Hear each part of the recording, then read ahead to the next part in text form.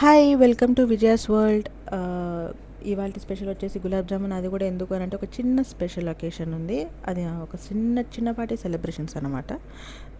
నా first mile stone cross అయినందుకు June 6న morning లేచి చూసేసరికి నా సబ్స్క్రైబర్స్ 1 or 2. సో మన ఫస్ట్ మైల్ స్టోన్ 2 డిజిట్స్ నుంచి 3 డిజిట్స్కి మారిపోయింది. 100 క్రాస్ అయిపోయారు, 1 or 2 మెంబర్స్ అయ్యారు. సో చిన్న సెలబ్రేషన్స్ కోసమే ఈ గులాబ్ జామున్ అనమాట. మా పైన పిల్లిగాడు కూడా వాడు ఎంజాయ్ చేసేస్తున్నాడు. సో మా అమ్మ ప్రోత్సాహం మీద, మా అమ్మ ఎప్పటి నుంచో చెప్పడంతో, మా మమ్మీ నాకు తెలిసి మ్యాక్సిమం కోవిడ్ టైం నుంచి చెప్తుంది నన్ను ఛానల్ పెట్టమని. అప్పుడంతా నేను ఇగ్నోర్ చేశాను. వన్స్ మా అమ్మ నన్ను వదిలేసి వెళ్ళిపోయిన తర్వాత అట్లీస్ట్ దాని నుంచి డీవియేషన్ కోసమైనా మా అమ్మని ఇట్లాగైనా మా అమ్మని లైవ్గా పెడదామని చెప్పేసి నేను ఛానల్ స్టార్ట్ చేశాను. అండ్ నేను అచీవ్ అయ్యేంత వరకు నేనైతే ఈ పట్టు వదలను. I keep doing it. So ఇప్పుడు మన గులాబ్ జామున్ వచ్చేసి డీప్ ఫ్రై చేసుకోవాలన్నమాట. బాల్స్ అన్నింటినీ అలా డీప్ ఫ్రై చేసుకుని అలా చేస్తే ఏంటి అంటే ఈక్వల్గా స్ప్రెడ్ అవుతుంది అనమాట. ఈక్వల్గా స్ప్రెడ్ అయ్యి అది ఈక్వల్గా ఫ్రై అవుతాయి అనమాట గులాబ్ జామున్స్.